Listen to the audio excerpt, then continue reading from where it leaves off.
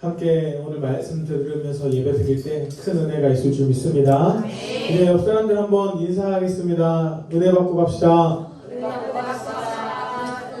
자, 이번엔 다르게 이제 앞뒤 사람들까지 다 훑어보면서 우리 조급함을 이깁시다. 조급하지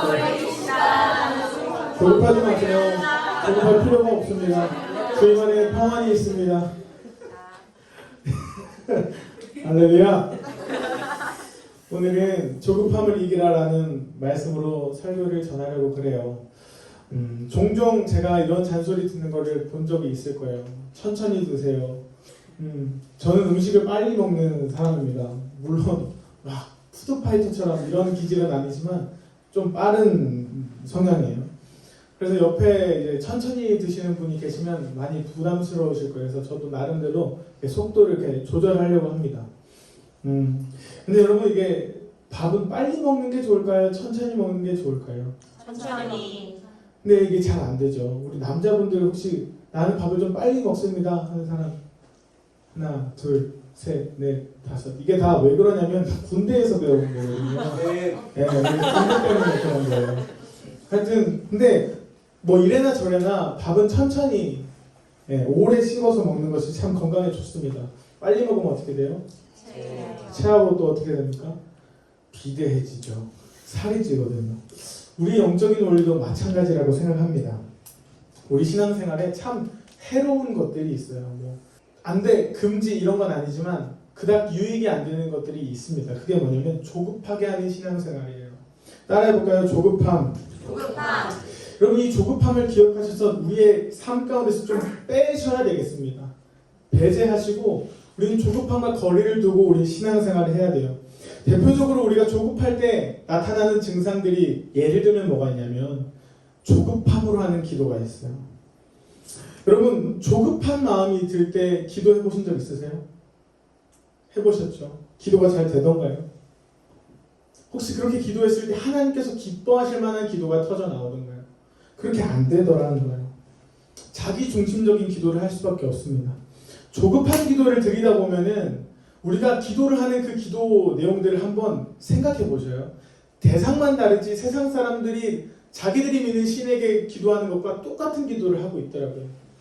세상 사람들이 조급한 일이 있거나 다급한 상황을 만났을 때 뭐라고 기도해요? 하나님, 부처님, 천지신명님 이렇게 하고 나를 좀 도와달라고 이렇게 기도를 하죠. 하나님 입장에서 얼마나 부담스러운 기도예요. 근데 이런 거죠. 조급한 기도는 대상이 누군지, 대상이 어떠한 마음을 갖고 있을지 이런 건 상관 안 하고 그저 나의 이런 기도 제목들이 이루어지는 것, 여기에만 포커스를 맞추게 되더라는 거예요. 그래서 여러분, 이 조급함은요, 어떤 성격의 문제가 아니라 영적인 문제와 연관되어 있다는 그 사실을 기억하시기 바랍니다. 성경에서도 디모데후서 3장에 보면은 사도 바울이 이렇게 얘기를 해요. 말세에 사람들에게서 나타난 징조들을 쭉 나열을 합니다. 한번 1절부터 보실까요? 자, 1절부터 함께 읽을게요. 시작. 너는 이것을 알라. 말세에 고통하는 때가 이르러 사람들이 자기를 사랑하며 돈을 사랑하며 자랑하며 교만하며 비방하며 부모를 거역하며 감사하지 아니하며 거룩하지 아니하며 무정하며 원통함을 풀지 아니하며 모함하며 절제하지 못하며 사나우며 선한 것을 좋아하지 아니하며 배신하며. 자, 여기 보십시오. 뭐라고 되어 있어요? 조급하며. 네, 사도 바울이 말한 말세에 일어날 악한 징조들 중에서 여러 가지가 있지만 그 자리에 한 자리를 떡하니 차지하고 있는 게 뭡니까? 조급함이에요. 조급함. 성경은 정확하게 우리에게 낙인을 찍는 거죠. 조급함은 뭐라고요? 죄라는 사실이에요. 사랑하는 여러분, 우리의 마음 가운데 이런 조급함이 떠나가는 은혜가 있기를 바랍니다. 이 조급함이 습관인 사람들이 있어요. 언제나 마음이 불안하고 분주한 사람들이 있습니다. 별것도 아닌 일들에 어떻게 하면 좋지? 내가 뭘 해야 될까? 이런 사람들이 있는데 오늘 이 말씀을 통해서 우리 안에 참된 평안함이 부어지기를 소망합니다. 오늘 본문 말씀에도 마음을 지키지 못해서, 마음의 그 조급함을 해결하지 못해서 인생의 초장부터 하나님께 확 찍혀버린 인물이 등장하죠. 누군가 하면 바로 이스라엘의 초대 왕이었던 사울이라는 사람입니다. 한번 이 사람의 이야기를 통해서 조급함이 왜 생겨날까, 그리고 이것들을 어떻게 해결해 나가야 될까를 마음 가운데 새기고 돌아가는 거예요. 이스라엘 백성이요, 당대의 사사였던 사무엘에게 나와서 뭐라고 얘기하냐면 왕을 요구합니다. 우리에게도 이방 족속과 같은 왕을 주십시오. 그랬더니 사무엘은 뭐라고 얘기하냐면 우리에게도 왕이 있다. 여호와 하나님이 우리의 왕이 되신다라고 이야기하지만 들은 척을 하지 않고 왕을 달라고 이야기하죠. 여러분, 사무엘이 우리에게도 왕이 있다라고 했을 때 그냥 성경 그 말씀에 기록된 대로 그냥 그렇게거니 한 게 아니라 사무엘은 살아계신 그 하나님을 실제로 경험했던 사람입니다. 그러니까 이런 거, 이스라엘 백성도 똑같이 하나님을 섬기고 사무엘도 하나님을 섬기는 사람인데, 근데 그들에게 있어서 정말로 똑같이 고백하고 똑같이 섬긴다라고 하지만 사실은 삶에 있어서 실제로 느끼면서 실제로 경험하고 실제로 만져보고 들어봤던 사람은 누구였냐면 사무엘이었다는 거예요. 자, 사무엘이 보세요. 어렸을 때부터 어떤 일이 있었냐면 그냥 관념적으로 알았던 하나님이 아니라 하나님이 어떻게 하셨어요? 성전에 있을 때 사무엘 부르셨죠. 사무엘아 사무엘아 불렀을 때 여러분이었으면 어떻게 했을 것 같으세요? 사무엘아 사무엘아 들었을 때 여러분은 태어나게 주님 제가 여기 있습니다라고 대답할 사람 있으세요? 아니겠죠. 깜짝 놀라겠죠. 내가 한 번도 들어본 적이 없는 소리였기 때문에 깜짝 놀라면서 헛것을 들었다라고 생각할 게 아마 어쩌면 더 대부분일 겁니다. 그런데 사무엘은 뭐라고 얘기하면 주여 종이 듣겠나이다라고 반응할 만큼 사무엘에게는 하나님을 볼 줄 아는 눈이 있었고 하나님의 말씀을 들을 줄 아는 귀가 있었던 거예요. 그런데 그걸 알고는 있었으나 본인들이 경험할 줄을 몰랐던 이스라엘 백성들의 고백을 한번 봅시다. 사무엘상 8장 19절에서 20절 말씀 함께 해볼게요. 시작. 백성이 사무엘의 말 듣기를 거절하여 이르되 아니로소이다. 우리도 우리 왕이 있어야 하리니 우리도 다른 나라들 같이 되어 우리의 왕이 우리를 다스리며 우리 앞에 나가서 우리의 싸움을 싸워야 할 것입니다. 하니라. 네, 사람들이 사무엘 앞에 나와서 뭐라고 얘기를 하냐면 왕을 구하는데 어떤 왕들이냐면 우리도 다른 왕들과 다른 나라들과 같이 되어서 라고 이렇게 얘기해요. 그러니까 다른 나라들에게도 왕이 있듯이 우리에게도 똑같이 눈에 보이는 왕을 달라고 재촉하고 있는 겁니다. 자, 이들의 마음 가운데 기저에 깔려있는 정서는 뭘까요? 조급함이에요. 조급함. 왜 조급합니까? 이스라엘 백성들은요, 누구에게 주목하기 시작했냐면 블레셋에게 주목했던 겁니다. 당시에 최강국이 누구냐면 블레셋이었어요. 왜냐? 철기 무기를 만들 수 있었던 기술이 블레셋에 있었기 때문입니다. 그러니까 이 군대를 집중해 보는 거예요. 그들에게 들려있는 손의 무기가 얼마나 강력한지를 본 겁니다. 그리고 그 진영의 전열을 쫙 봤을 때 맨 앞에 선두에 왕이 진두지휘하는 그 모습들을 보는 거예요. 그 군대가 얼마나 탄탄하고 대단한 군대였는지가 눈에 들어오기 시작하니까 그들의 마음 가운데 분주함이 찾아온 겁니다. 그리고 나서 이 마음에 따라서 갔더니 사무엘 앞에까지 간 거예요. 그리고 우리도 저런 비슷한 왕이라도 좀 주십시오. 이렇게 얘기합니다. 저는 이 이스라엘의 모습을 보면서 조급함, 이 조급함이 영적인 문제와 직결되어 있구나라는 것을 대번에 알 수 있었어요. 자, 우리의 마음의 상태는 어떻게 달라지는가 봤을 때 우리가 무엇을 바라보느냐에 따라서 우리 마음의 상태가 달라져요. 자, 사무엘은요, 일평생 누구를 바라보며 살았냐면 하나님을 바라보며 살았죠. 그런데 이스라엘 백성들은 하나님을 바라보겠다, 하나님을 찬양한다, 하나님을 예배한다라고 했지만 그들의 영혼은 하나님을 바라볼 줄을 몰랐습니다. 우리의 얘기일 수도 있죠. 우리 여기서 모두 다 예배합니다. 이 자리에 앉아서 말씀도 듣고 기도도 할 줄 알고 또 자기 신앙생활을 어느 정도 이어갈 실력도 있는 사람들입니다. 그런데 우리의 겉모습은 이렇게 기독교인 같이 보이고 크리스찬 같아 보이지만 어쩌면 우리의 영혼은 하나님을 바라보는 것이 아니라 다른 것들을 바라보면서 살아갈 수가 있다는 것이죠. 그렇게 될 때 하나님을 바라보는 것이 아니라 다른 것들에 자꾸 눈이 가고 하나님이 아닌 것들에 눈이 가기 시작하면 우리 안에 어김없이 찾아오는 것이 조급함의 감정인 것이죠. 여러분, 우리 마음 가운데 평안함이 아니라 조급한 사람 있으세요? 요즘? 마음에 자꾸 불안한 사람 있으세요? 그러면 죄송합니다. 말씀드릴 것은 우리의 시선이 지금 하나님께 집중되어 있지 못하고 지금 한눈 팔고 있는 거예요. 마음 가운데 자꾸 분주하다면 내가 하나님을 믿는다라고 하지만 마음에 감사가 없고 기쁨이 없고 요즘 들어서 내가 하나님을 찬양하는 일들이 없이 그저 매너리즘에 빠져서 신앙생활하고 있다면 죄송합니다. 여러분 딴 거 보고 있는 거예요.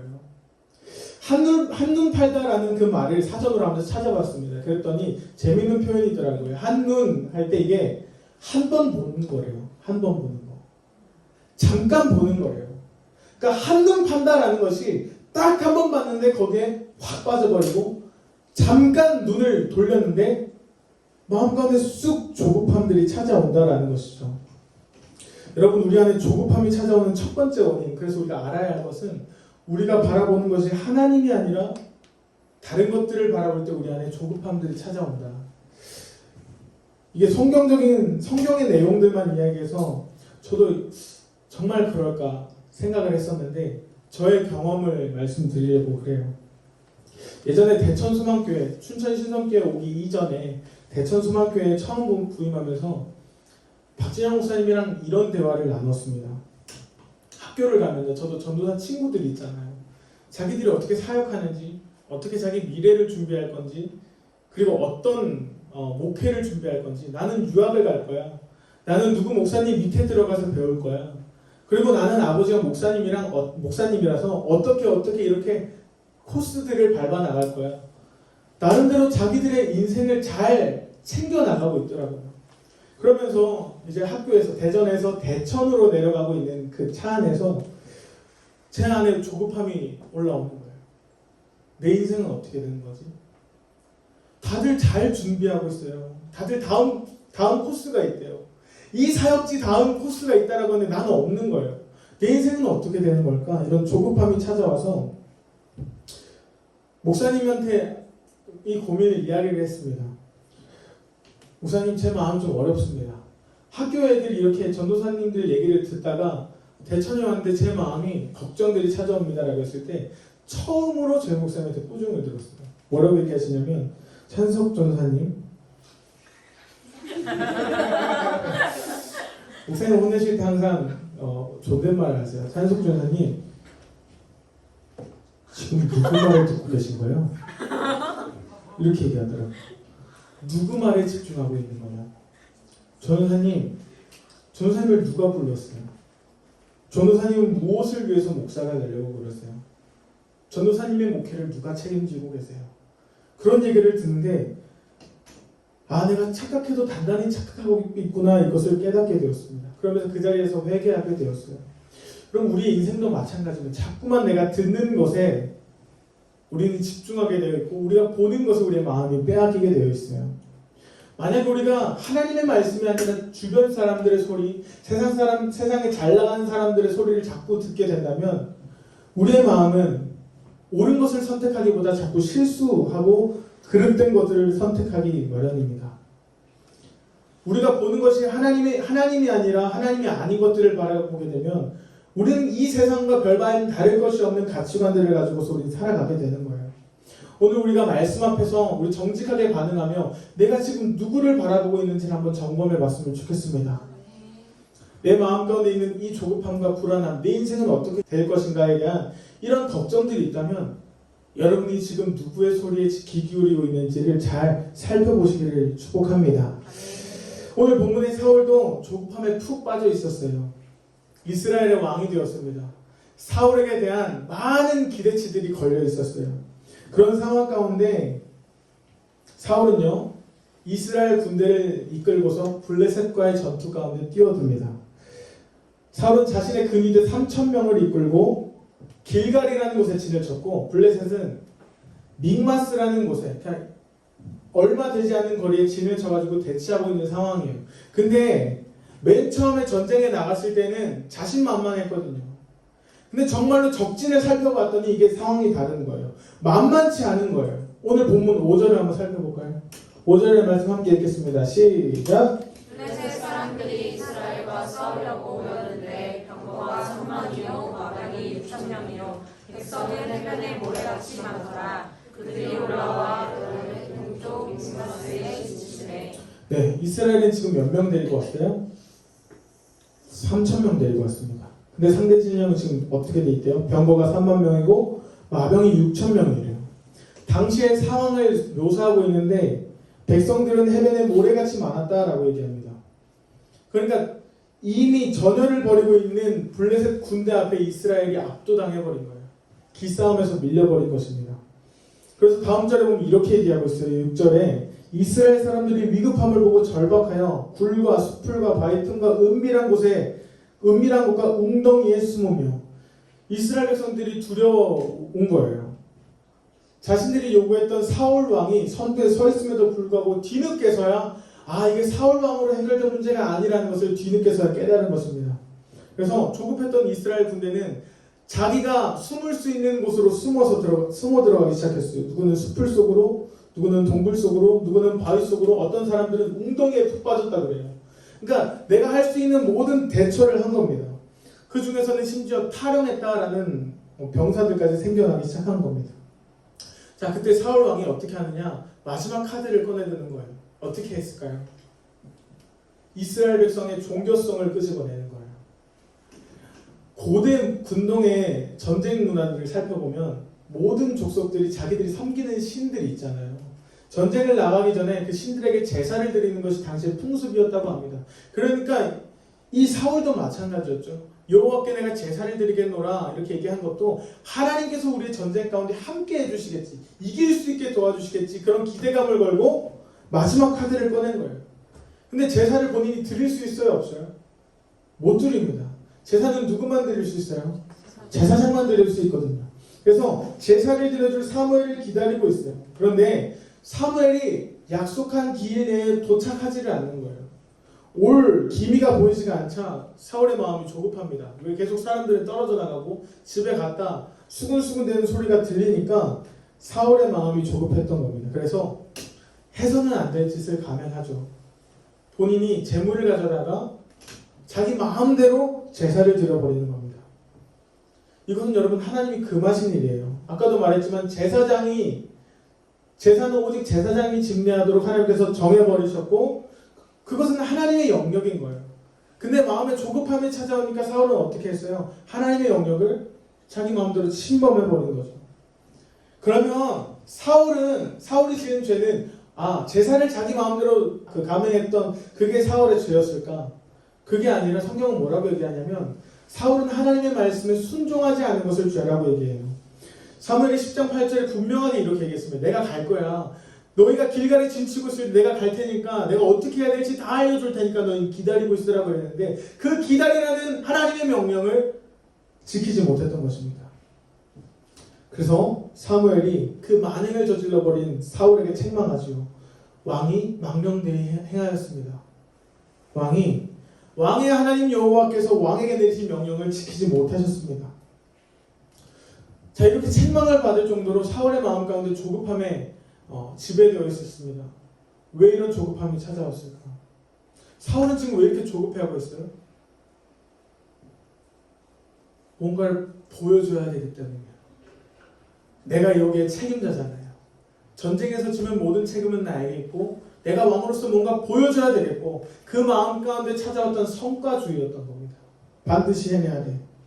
이스라엘이 만난 이 위기를 왕으로서 거뜬하게 뛰어넘는 그 모습을 백성들에게 보여줘야 할 필요가 있었던 거예요.